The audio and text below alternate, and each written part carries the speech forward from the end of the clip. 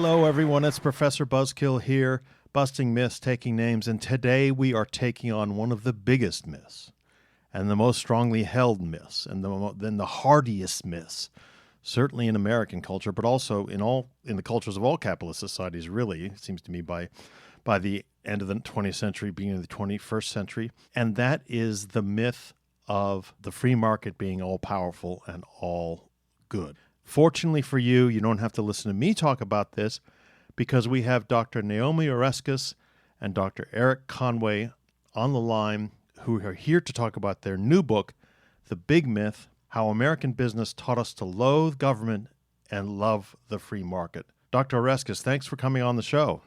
You're welcome. Thanks for having us. And Dr. Conway, thanks for coming on the show. Well, glad to do it. Thanks for having us. Now, if I'm not mistaken, we are bi-coastal here in the sense that Dr. Conway, you're at the Jet Propulsion Lab at Caltech, and Dr. Oreskes, you're at Harvard. That's correct. Yep, but I'm not here representing NASA, so I always have to say that. Okay. You're also both the authors of the fantastic book that came out a few years ago, Merchants of Doubt, which also busted a great number of myths, and we're going to have that on the Buzzkill bookshelf for Buzzkillers to talk about.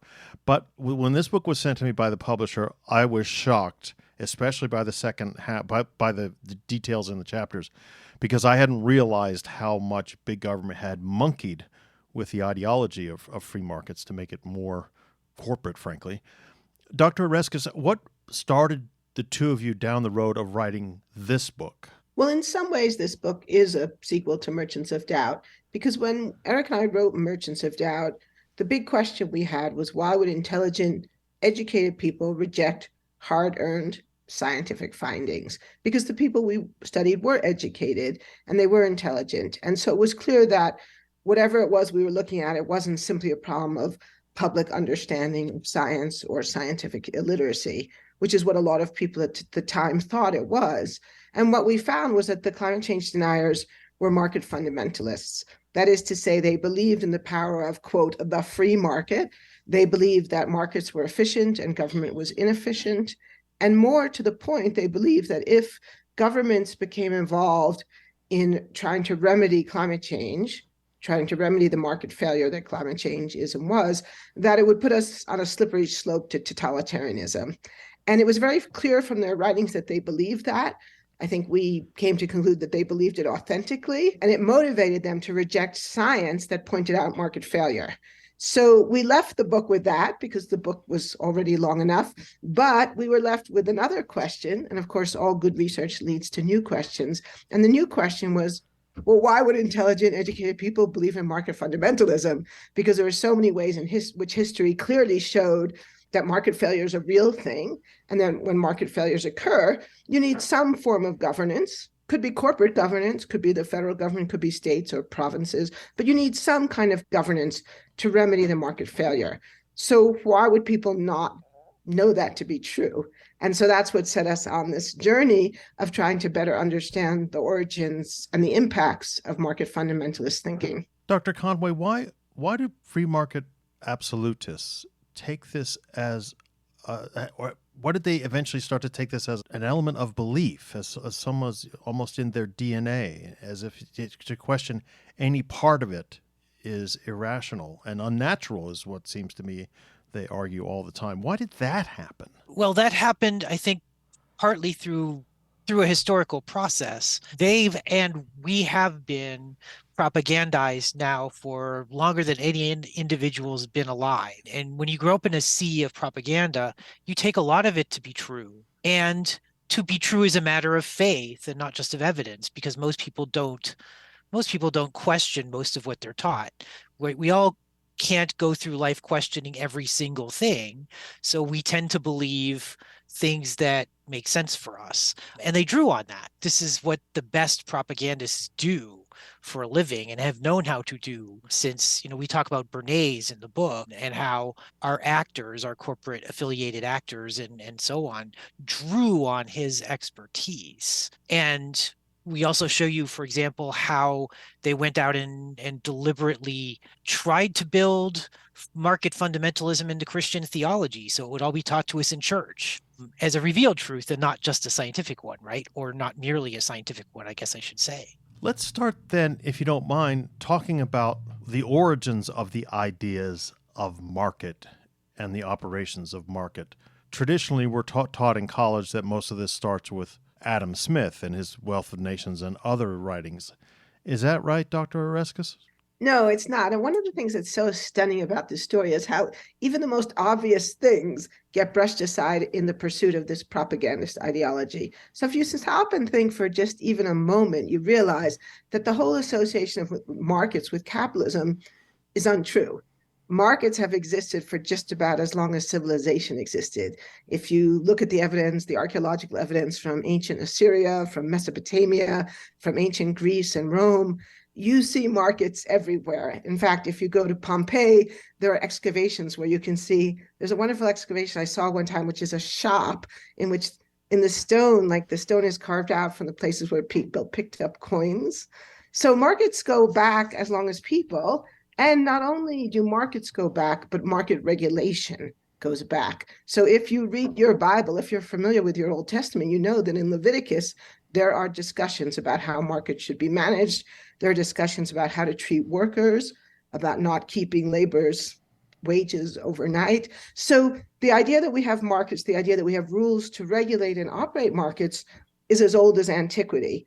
But somehow the market fundamentalists have made us believe that somehow markets are tied up solely with capitalism, and that the story begins then in 1776 with Adam Smith, when, of course, that's not true. And then part of that, and the reason why this mythologizing of Adam Smith is so important, is because then they can construct the idea that Smith somehow promoted a notion of free markets that were completely unregulated, but that's false too. And so a big part of the intervention we make in this book is a re-examination of Adam Smith. Dr. Conway, what did Smith actually say? Because very few people have read him firsthand, in my experience, when talking with libertarians and other people. If you've read The Wealth of Nations, you realize why, because it's not an easy book to read. Oh, Right. no. Oh, yeah. Oh, yeah. It's a very big book. So I guess what we've done is kind of focus on what gets left out in our modern translations of The Wealth of Nations. For example, one of the important things that was important to Adam Smith was the need for banking regulation. He lived in an era in which bank regulation was not loved amongst bankers, and also the era in which there's struggles over, even then, over paper currency versus hard money, gold, silver, etc. So he talks a lot about how Scottish banks had nearly brought the United Kingdom into bankruptcy by issuing too many paper notes, and which he considered practically a sin. And so he wanted strict regulation of banks, but you don't find that very often in modern translations of The Wealth of Nations, because that's not the story that economists want us to understand, right? Too much of our professional classes have absorbed a very narrow view of Smith because there are certain aspects of Adam Smith's desire for state regulation that our professional classes, our economics classes, our businessmen don't want to hear. Well, yeah, I'll just jump in and just add one detail, which is that it's not just that some or many versions of The Wealth of Nations don't include Smith's discussion of the need for banking regulation, or his extensive discussion of the need to pay workers a decent wage, or his defense of what we would today call unionization. But it's very specifically that when the University of Chicago publishes an edited version of The Wealth of Nations, all of this is left out.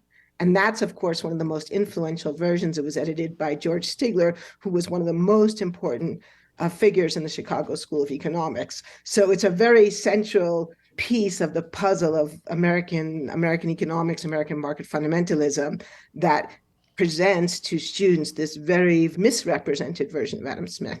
Well, how does that happen? I mean, how are they allowed to get away with that? The University of Chicago is a pretty hard-nosed place, certainly always has been, you know. Yeah.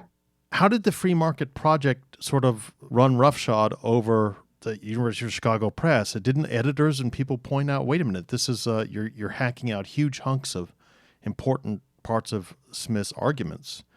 You know what I mean? How does this happen in an editorial sense, in a scholarly sense, that they're allowed to get away with giving only half the story? Well, I think there's a couple of elements to the answer to that question, but one part of it is that a lot of this was done through popularization. So in the book, we talk about Stigler's edited version of The Wealth of Nations. We talk about the Reader's Digest version of Friedrich von Hayek's famous neoliberal book, The Road to Serfdom. So because this was done as popularizations that were aimed at ordinary citizens, which propaganda generally is, it didn't go through academic peer review. So these are not peer-reviewed works. And one of the ironies is that these people who are such cheerleaders for competition don't actually compete in the academic marketplace of ideas. And in fact, the Free Market Project in Chicago was not funded through a competitive process through an agency like the National Science Foundation. I mean, it didn't quite exist yet. Well, it was sort of just getting started when this was being done, but it was funded by a group of business people who had an explicit agenda to promote a pro-market, anti-government ideology and handpicked people who they wanted to be involved in this. So again, one of the stories we tell in the book is about how Friedrich von Hayek comes to America, comes to the University of Chicago. So you might naively think that the University of Chicago had put out an ad and that people competed and they collected references and read their work, but that's not what happened. He was actually hired behind closed doors when a group of businessmen who are sort of key characters in the story actually went to the University of Chicago president and said, we want you to hire this man and we will pay his salary for 10 years. This is incredibly irregular. It turned out that the economics department of Chicago had actually rejected Hayek because his work wasn't actually empirically validated, but these business people went behind closed doors and arranged for him to be hired. So, Dr. Oreskes, who was Friedrich Hayek? We need more context and more background, I think. Friedrich von Hayek is considered one of the founders of neoliberalism. He was a member of the Austrian School of Economics, which was a group of people, a small group, but an influential group in Europe, who were promoting the idea that governments should not be involved in economics. They should not be involved in economic planning. There should not be industrial policy, and they should not regulate the marketplace by and large. Although, again, there's another story about how Hayek gets misrepresented too. But neoliberal economics is about really putting forward a very market forward orientation. And some of this comes out of the Great Depression when countries in Europe where governments were in fact actively intervening in the marketplace to try to pull economies out of the depression. Most of his ideas in Europe are considered frankly ridiculous because in the face of the Great Depression, to say that government should just stand by and do nothing seems frankly at best inhumane and at worst preposterous. So von Hayek is not really very influential in the United States. But in 1944, he publishes a book, The Road to Serfdom, where he puts forward this basic idea. And especially he puts forward an idea that in the book we describe as the indivisibility thesis. It's this idea that political and economic freedom are indivisible. And therefore, if you compromise economic freedom, you will be soon on the road to compromising political freedom, and they're on the road to totalitarianism, or what Hayek calls the road to serfdom. Now, this idea appeals very, very deeply to American business conservatives because this is exactly the argument they need, because they don't want the American government telling them that they have to have an 8-hour working day or pay a minimum wage. So they bring von Hayek to America and they begin a systematic program to promote his views in the United States.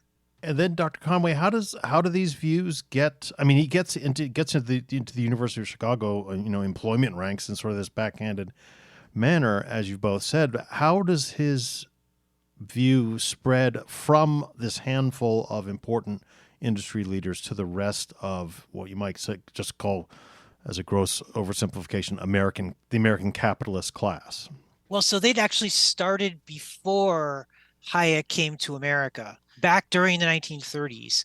And so this basic idea for the National Association of Manufacturers that they call the tripod of freedom, and also the indivisibility thesis Naomi was just talking about, is actually something that the National Association of Manufacturers puts together kind of in the second half of the 1930s. And we're already beginning to spread through the American population through billboard campaigns and radio advertising and so forth. What Hayek gives them after World War II is intellectual credibility. And so they can then claim the imprimatur of the University of Chicago for these ideas that they wanted broadcast anyway. So they'd already been preparing the ground, and Hayek gives them more ground, if you want to think about it that way. So then we start getting things like the Look magazine version of The Road to Serfdom, and etc. Yeah, and we should tell the buskers, Look magazine was sort of like the light version of Life magazine. Am I right about that? I was born after Look came out, or after Look stopped, I think. But it wasn't exactly an academic journal. No, not at all. In fact, it was one of Look and Life were the two of the most popular magazines published in the United States. They went to millions and millions of American homes. And so the way these propagandistic ideas are promoted, not just in the capitalist class, but to ordinary Americans who would receive these magazines in the mail, have them on their coffee table in their living room. And so they published a literal cartoon version of The Road to Serfdom, where the entire argument of the book is reduced to 18 cartoons, little graphics, and really stripped of all of its subtlety. So in the same way that they stripped Adam Smith of many of his caveats, they also stripped out a lot of the caveats that Hayek had said. So in fact, Hayek did not argue for completely unregulated markets. In fact, there's a line in his book where he even says, you have to stop arguing against government intervention. That doesn't make sense. The question is, where do you draw the line? And he explicitly says, you might want regulations against deforestation or pollution. He uses those two examples specifically. But overall, he's saying you want to be really, really cautious about allowing the government to do these things. But that nuance, those caveats, is completely stripped out. And in the cartoon version, the government gets involved in the economy during the Great Depression and World War II. And at the end when you get to the final cartoon, it's a firing squad. Well, it's certainly easier for most people to understand the Look magazine version of things and the cartoon version of things. And when we get to talking about Ronald Reagan and his interpretation of these things after the break, I think people will see why non-intellectuals, non-academics jump on this stuff so much. It sounds very much like the way people listen to talk show hosts now, and what the class of people that I call celebrity analysts, like Bill Maher and Alex Jones, and people who are really just corrupting evidence and making simplified versions of it. What I found so interesting also, though, is that there are these two organizations. Dr. Conway, you mentioned the National Association of Manufacturers a minute ago, but there's also the National Electric Light Association. This sounds like big light bulb, ooh, how scary can that be? It just doesn't sound like something that's going to be out there, creating policy, or at least creating heavy duty intellectual debates about what should be done about the economy, the National Electric Light Association. But it obviously was. Yep. They were all wrapped up in the National Electrical Light Association was the predecessor of the Edison Electric Institute that we have now. And their concern was, again, to keep government out of electricity regulation entirely. And there's a period, again, prior to the Great Depression, when utility regulation was a very big deal, because there were financial shenanigans going on within the industry. There was the problem that private electric companies had expanded electricity through the cities, but not out into the countryside. They considered it unprofitable. So there were reformers who wanted the states in the United States, the federal government, to electrify rural America too, to help the farmers and so forth. And so NELA organized an enormous propaganda campaign to prevent federal regulation and even state regulation of electric utilities, and to prevent government supported electrification of the countryside. And eventually they're caught, and there are big congressional hearings about this, and ultimately, maybe Naomi would like to talk more about it, but ultimately NELA puts itself out of business because they were caught so red-handed they just had no credibility left. Now, why would they want to be against rural electrification? Because it wasn't as profitable, because Yes, You were serving fewer and fewer that's right. customers, but you had to stretch these lines out It's a miles. high Okay. capital cost investment to string wires all over the countryside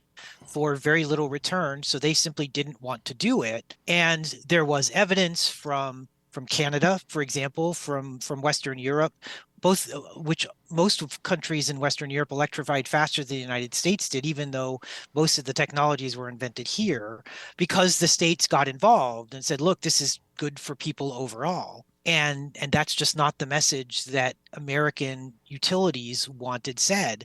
Yeah, and I think that's a really telling. It's just, if I could add it, it's a really telling point, right? Because the advocates of the free market will always tell us how free markets are more efficient. But actually, if you look at the history of electricity, what you see is that the countries in which the government got involved in electricity, where they saw electricity as a public good and not just a commercial commodity, those countries electrified more quickly, more extensively, and often at lower cost than in the United States. But it becomes a big congressional scandal. They get hauled before Congress and told not to, or am I misunderstanding? It's not Congress that investigates them, it's the FTC, which is created in the 1930s. So what happens is the FTC looks at This is the this Federal Trade Commission, by the Federal way. Trade Yeah. Commission, right? So the Federal Trade Commission looks at this in hindsight and says it's a massive propaganda campaign, it's disinformation, it's fraud. But at the time, there were no securities regulations that made what they did illegal. If NELA had done what they did in the 1940s, it would have been illegal and they could have been prosecuted. Wow, this is just amazing. It's amazing that there's so much of this activity going on. This is a good place for us to take a little sponsorship break. Our capitalist corporate overlords insist around 20 minutes, 25 minutes that we take a sponsorship break. So Buzzkillers will be back with Dr. Oreskes and Dr. Conway and the big myth, how American business taught us to loathe government and love the free markets, in just a moment. Okay, we're back, Buzzkillers, with Dr. Naomi Oreskes and Dr. Erik Conway talking about the big myth, how American business taught us to loathe government and love the free market. Professors, before we left, we were talking about all kinds of things. The ways in which Adam Smith's arguments were changed and corrupted by and oversimplified and cartoonized by certain people, certain business groups in the United States, the way even Friedrich Hayek's ideas were trimmed down to make them more, I don't know, billboard worthy, cartoon worthy, and Reader's Digest worthy. What happens in the 20th century later as things go on? Because after all, we have the Great Depression, which in some ways is showing us the failures of the free market. But then and certainly the war and all the government spending that's necessary for the war. What happens after, Hayek's been here for a while and the word is getting out and they're billboardizing everything and putting stuff in Look magazine? What's happening in the 50s as the sort of consumer society starts to ramp up? How do these ideas become even further propagandized, if you will? Dr. Oreskes. The University of Chicago then becomes a central node in this story. So the same people who brought Friedrich von Hayek to America and promoted his work in cartoon form in Look magazine also fund the free market project at the University of Chicago. And the point of this project is to develop a kind of intellectual base to give credibility to these views and to make it seem as if these are robust academic arguments. And so they fund a variety of activities there, but one of the most important is the work of Milton Friedman. And Friedman is someone that many people have heard of. He becomes arguably the most famous economist of the 20th century and certainly the most famous proponent of neoliberal anti-government views. He is funded by these business executives to develop a lecture series putting forward these views. It's essentially the same argument that has been being promoted going back to the 1930s by the National Association of Manufacturers. The idea that capitalism and freedom are interlinked, and that if you compromise capitalism, even in small ways, you're on the road to compromising political freedom. And therefore, if you believe in political freedom, if you believe in democracy, you have to reject government involvement in the marketplace, even if it's to remedy an obvious ill like child labor or the harms of smoking tobacco. And so he gives a series of lectures funded by these business executives, and that becomes his book, Capitalism and Freedom. Capitalism and Freedom is published in 1962, and it becomes a bestseller. Milton Friedman is invited to become a regular columnist for Newsweek magazine. And then again, a different businessman then becomes involved with the idea to pay to make it into a television series on public television. And what's really interesting is if you watch this television series, it's called Freedom to Choose. So the whole emphasis is this idea that we're defending freedom by defending free markets, and that these two things, if we don't have free markets, we lose our political freedom. If you watch these, it was a 13-part series. Normally today, if you watch public television, there's always that thing in the beginning that says this was made possible by generous contributions from X, Y, and Z. In this series, there's no mention of who is funding this. So one of the things that we did was to try to figure out who had actually funded this. And not surprising, you find that it's heavily funded by a number of different American corporations. So this means that it's not as if Friedman's ideas are competing in the open marketplace and making their way to the top on their own value and their own worth. They're being they're being sort of forced on the rest of the public by very wealthy people. Is that right, Dr. Conway? I think that's essentially right. They're kept in the public eye for decades by businesses which have an agenda to promote themselves. Another example we give in the book is Ronald Reagan's era at General Electric in the 50s, when his job was to promote free market, free business, the rights of businessmen to promote technologies on electric circuit and through a TV show, the GE Theater. Do you mind telling us more about how he is captivated by Friedman? Because it seems to me, if I'm remembering correctly, that most people in the 80s come to Friedman through Reagan, most of the regular public, the general public. And then Friedman is read by everybody, and everyone in the 1980s on college campuses is running around being a pseudo-libertarian. How does Reagan is it because of this GE work that he's gradually reads himself into Friedman's beliefs, or is he just sort of handed to him and told what to say? Well, Reagan is really a key figure Reagan is a key figure in this transition, because almost all Americans know that before he was president of the United States, Ronald Reagan was an actor. But what they don't know, what we didn't know until we did this book, was how that transition from actor to politician took place. And the truth is that in between being an actor and being governor of California, Ronald Reagan had another job, and it was as a propagandist for General Electric Corporation.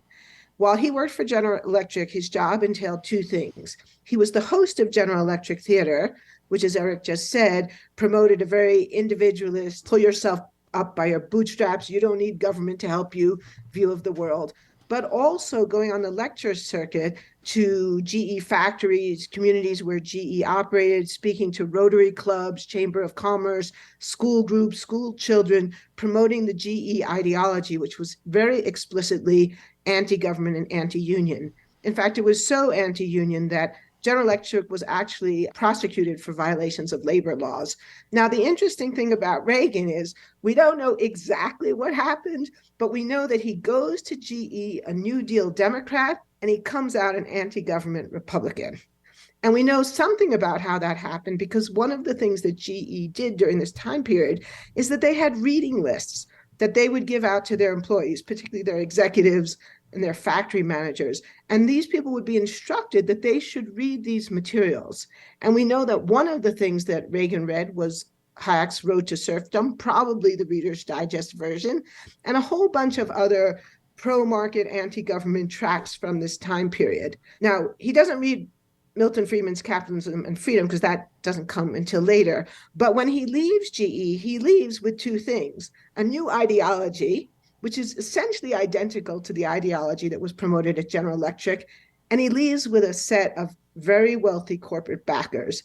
And we know that these corporate backers play a key role in helping to finance and organize his campaign when he runs for governor of California. That's astounding. And so Reagan doing these GE promotions and lectures, and then the televisions show has an enormous impact on American thinking, American popular thinking anyway. Exactly. And Reagan becomes one of the most famous people in the United States because General Electric Theater is hugely popular. So his voice and his persona are now being streamed into the homes of millions and millions of Americans every single week. So just as Americans would have received Look magazine and its version of von Hayek into their living rooms. Now they're receiving Ronald Reagan as the spokesperson for the General Electric view of the world on television I forget whether it ran on Thursdays or Fridays, but once a week. And so he becomes a very famous person. And this is part of why he's able then to launch a political career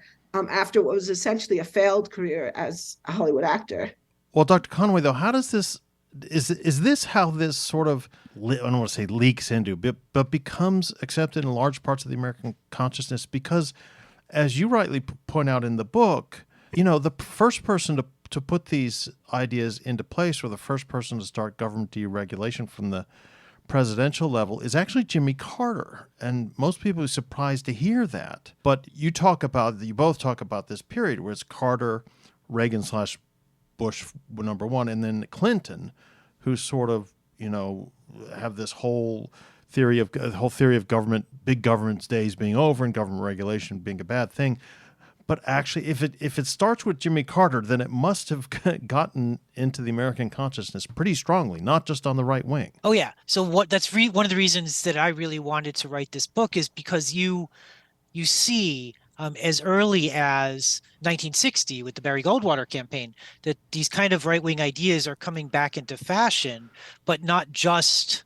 We can't just say it's just in a narrow segment of the GOP, because there are other and tantalizing moments. There's, for example, in the Kennedy administration, he broaches the idea of transportation deregulation, and it goes nowhere. Congress won't hear of it. But here's the supposedly liberal JFK already wanting to begin undoing major elements of the New Deal state. So even then, it's starting to have effects. The propaganda is starting to have effects. And so then we kind of tell the story in the book that, by the time we get to the 70s, there are lots of bits of the American economy that's not working very well anymore. And yet here's a set of new ideas, or at least they seem new, that Jimmy Carter begins to draw upon somewhat carefully. He was not the kind of deregulator that Reagan would become, and pursue deregulation to introduce markets to places that had been kind of closed off, frankly, with various New Deal legislation like trucking and air aviation and so forth, to begin to bring competition back in.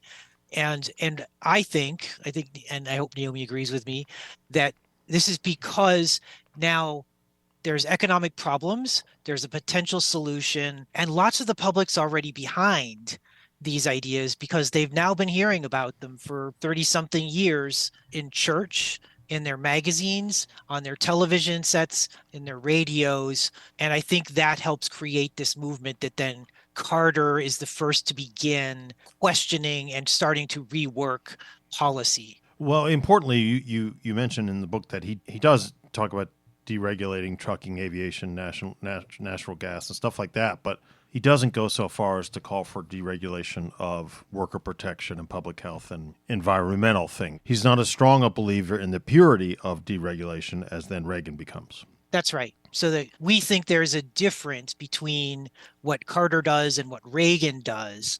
Carter was trying to pursue a more free markets with also a more human face, if you want to think about it, a more humane version of it. Yeah, I mean, if I can jump in, I think Please. One of the key things that Reagan does, and it's really, what's the right word for it? I mean, it's kind of nefarious, right? He uses the word deregulation actually to refer to two different things. So one thing is deregulating a marketplace which has not been competitive, as Erik just said. So trucking was highly, highly regulated. And so competition was really stifled. And so Carter said, and I think, we broadly agree with this, well, this is a place where we could bring in competition and we could actually, we might be able to lower prices and make things more efficient through competition. But Reagan uses the word deregulation not just to refer to creating competitive markets where they haven't been before, but to weakening protections, like weakening environmental laws or weakening protections for workers, like occupational safety and health protection, or weakening laws that protect children from child labor. And that's really a very, very different thing, but he uses the same word for both. And we've been using the same word for both ever since. And that's really, really problematic because there can be good arguments for competitive markets, but there are also extremely good arguments for laws and statutes that protect people from the harms of insufficiently, well, see, I'm using the word regulated again, so you can't get away from it. Markets can do harm, right? Like a factory can cause pollution. We want to regulate that pollution, or I want to say we want to stop or control that pollution. But because Reagan has used the same word now for both, it actually becomes very hard to have this conversation. Wow, that's amazing. I didn't think of that, but it is very, very, very successful in the 80s. Am I right about that? Yes. How does it become essentially a new American creed? It's almost, I remember in the 80s, if you were a slightly left-leaning or certainly not a Reagan supporter, if you question these things, people talked about you like you were Stalinistic or, a flaming radical, a Che Guevara figure. And it was really very surprising because the rhetoric and the tone that people used was, at least it seemed to me, very religious. And very much the founders wanted it this way. The founders of the country wanted it this way, and you're un-American if you don't believe it. Well, let me pick up on one thing, and then I think you should ask Erik about the explicitly religious part of this.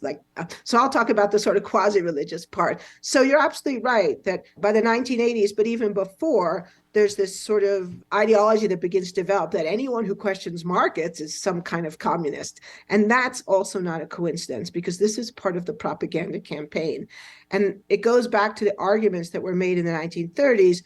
It's what academics would call the fallacy of the excluded middle, or we could just call it a false dichotomy. So going back to Friedrich von Hayek and the Austrian School of Economics, they posed the question as a choice between laissez-faire economics, where markets are essentially completely unregulated and business people just decide what to do, or Soviet-style totalitarianism. And the whole argument of this neoliberal economic program is that there's no middle ground. Now, of course, that's ridiculous. There are all kinds of middle grounds, and you only had to look at the social democracies in Europe or places like Australia or Canada to see that there are all kinds of middle grounds. But by framing it that way, if a person then says, well, hold on, I feel like we do need stronger laws against pollution, that person can be accused of promoting communism. And we see that happen throughout the story, and we see it happening even today. I mean, when Erik and I first started working on climate change, I was accused of being a Stalinist. And I remember thinking,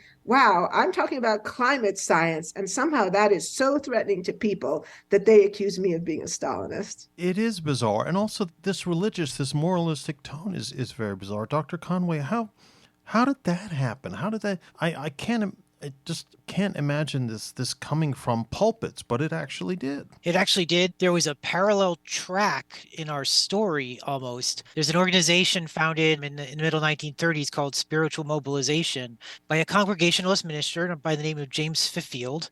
He was most famously the minister, the first Congregational church in Los Angeles. He and his organization were financed again by businessmen to help spread the gospel of free market capitalism through churches. And he kind of reaches the peak of his own influence in the early 1950s in the Eisenhower administration. But by then, his methods had been picked up by J. Howard Pugh, who is the president of Sun Oil in the 40s, and carried off to start other quasi-religious entities and magazines and so forth to spread free market thinking into American Christian theology, into seminaries, curriculums, and so forth. So Americans would hear the same thing they were hearing from Reagan in the 50s and GE theater from the pulpits, from their ministers. The reason Pugh did this is he read some polling in the late 30s that said most Americans trust what their minister tells them.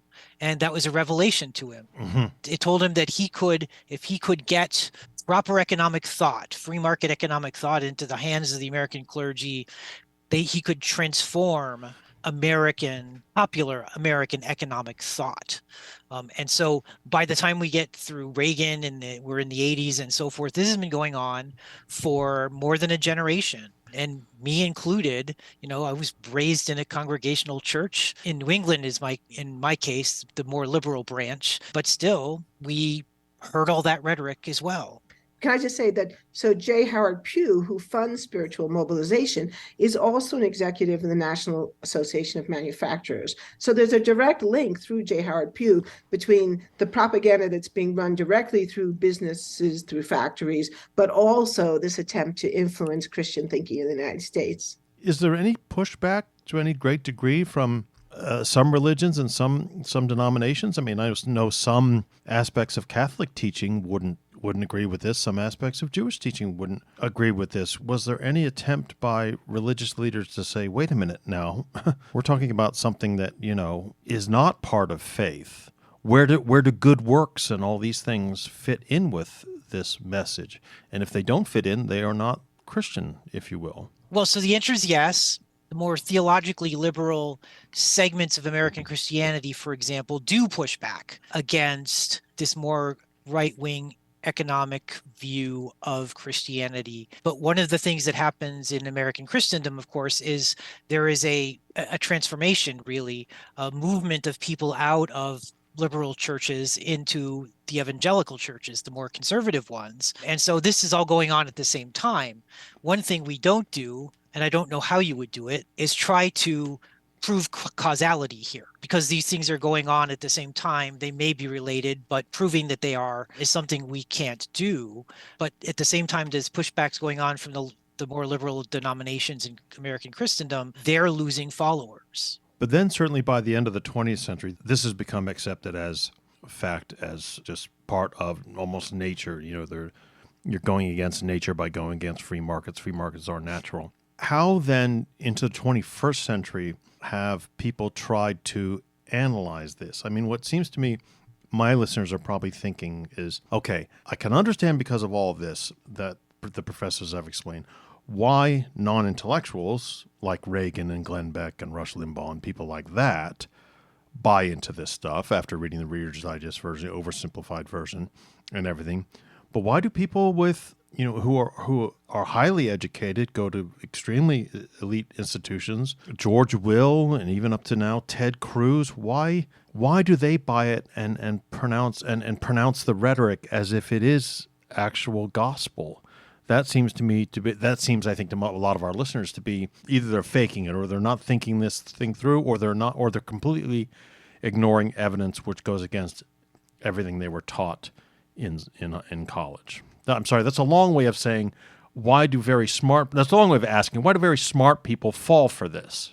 Well, we often say that our work we really analyze the supply side of disinformation. The demand side is a different question and probably harder to get at because it involves psychological issues, values issues. I mean, I certainly can't speak for George Will, but I'd love to have that conversation with him because I love his writing, even though I almost always disagree with him. But I think there's sort of a few answers to that question that we could at least offer as possibilities. So one part of the answer, I think, is that because the propaganda has two parts, right? One part is that markets are great, markets are efficient, markets are wise, trust the wisdom of the marketplace. But the other part is, and governments are crap. Governments don't work, governments are inefficient, governments steal your money. In this response to the State of the Union, Sarah Huckabee Sanders said, government lights your money on fire. So if you've come to believe that government is inefficient and that government programs don't work, then when you see evidence of market failure, you see it, it's happened. I mean, everybody knows what happened in 2008. The financial crisis cost Americans billions of dollars. But what's the remedy? Well, the remedy is government statutes, government interventions, government involvement, whatever word you want to use. But if you don't believe that government remedies work, then you end up saying, well, okay, markets are imperfect. The markets did fail us, but oh, well, we don't really have an alternative because we've been persuaded that there is no alternative. Remember, Margaret Thatcher famously said, Tina, there is no alternative.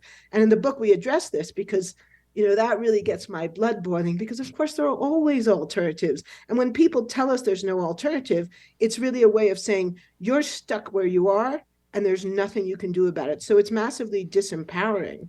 Now, the other part of this book, the other part of this story, and we don't really get into this, but I think it's since you've asked the question, it's worth mentioning. There's a kind of implicit racism running through a whole lot of this story. And at various places in the story, you see that come out. You asked about Jewish opposition to the Christian ideology. I mean, J. Howard Pugh is explicitly anti-Semitic, and you see that coming through as well. So one of the things that happens here is that the anti-government story is also tied to a kind of implicit racial coding that government is helping those people, those undeserving people, that government Welfare money is being queens. wasted on the welfare queens. Exactly. And so I think for a lot of people, you're hearing a message that government's not helping you, that your hard-earned tax money is being spent on people who aren't really worthy. And so that then also serves to kind of bring people on board this message, even though it's really a message that protects the profits and prerogatives of big business. That's exactly right. That's well said. And you see it with some of the articles published in some of the early market-inflected Christian magazines too. There's a quite explicit anti-desegregation message being spread in those. And we have a little bit in the book about that, not as much as we once did, since it wasn't our main subject. But exactly right. There is at least an undercurrent of racism that matters, I think, to the adoption of this anti-government line of argument in the 50s and 60s. And remember when Reagan runs for governor, and I think we do have this still in Yes. the book. Yeah, I mean, one of the things we left a lot of things on the cutting room floor, even though it may not seem that way with a 500-page book. But when Reagan runs for governor in California, one of his key items in his platform, one of the key planks, is opposing fair housing laws. And he uses the notion of property rights, which is also very heavily advocated by Milton Friedman, that in a free market economy, it's your right to decide for yourself who you will or will not sell your house to. And so they use property rights as a kind of smokescreen to defend what is effectively racial discrimination in housing. Yep, exactly right. All of this is very astounding and very eye-opening, and I'm so grateful that Bloomsbury, the publishers, have alerted me to the book. But I'd like to end up by talking about or asking you, there are a couple of very important sentences in your conclusion, I think, that I'd like to read out to the buzzkillers and also for you to elaborate on.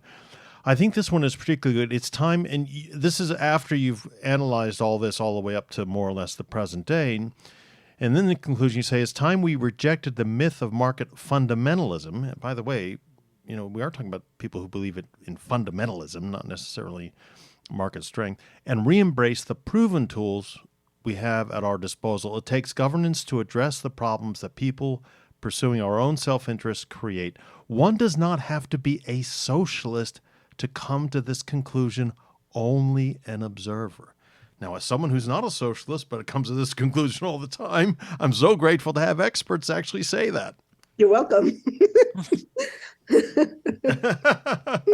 Yeah, well, I think this is part of the point of the book, right? That by looking at the history, I mean, economics is complicated, political economy is complicated. These are all big questions, and it's not entirely clear what the right answer is in any one given situation. But what we see over the course of a 100-year history in the United States is many examples of market failure and many examples of government programs that have worked well. Doesn't mean that every government program works, but not every business works either. And I think we say this in the book too, when businesses fail all the time, but we don't take that as a general indictment of capitalism. And yet the conservative wing of the Republican Party in the United States and others have tried to, they'll take one example of a failed government program, like, what was it, the Solyndra example, and try to use that to discredit all government programs. And that's just silly. So I think our argument is there's a role for markets, there's a role for self-interest, there's a role for individual initiative, but there's also a role for thinking about the common good and how we protect the public interest, and especially how we solve big problems like climate change. And I think it is worthwhile for us to bring it back to that, because that was the issue that got us into this space in the first place. Climate change is a massive market failure. The private sector doing legal things has created a problem that now threatens the very existence, health, the well-being of people and other species on this planet. And the only way we solve it is if we address the market failure and think about what kinds of actions can lead us to a different way of finding energy that doesn't threaten our own future. So I'll take it in a little bit of a different direction. That's that we're still to some degree using the language of the market fundamentalists when we speak of, the need for government intervention in the economy. And I would say that fundamentally government is part of the economy and it structures the way markets work. And we need a language that allows us to deal with the government's role in the economy in a way that's more positive and less pejorative than we've been given by our now a century of free market propaganda. And I think that's crucial for getting past our current problems and arguments over the proper role of government in our economy. And I don't know what that language is, but it's going to be necessary, I think, in order to do a better job of explaining to the public of how we need government to perform its function in properly structuring and restructuring markets as the economy changes. That's a great point, because one of the things Erik and I found when we were writing the book was we kept slipping into this language of intervention when in fact we reject that whole notion. And one thing I've thought about this is we talk about economics, but in the 18th and 19th century, people used to talk about political economy.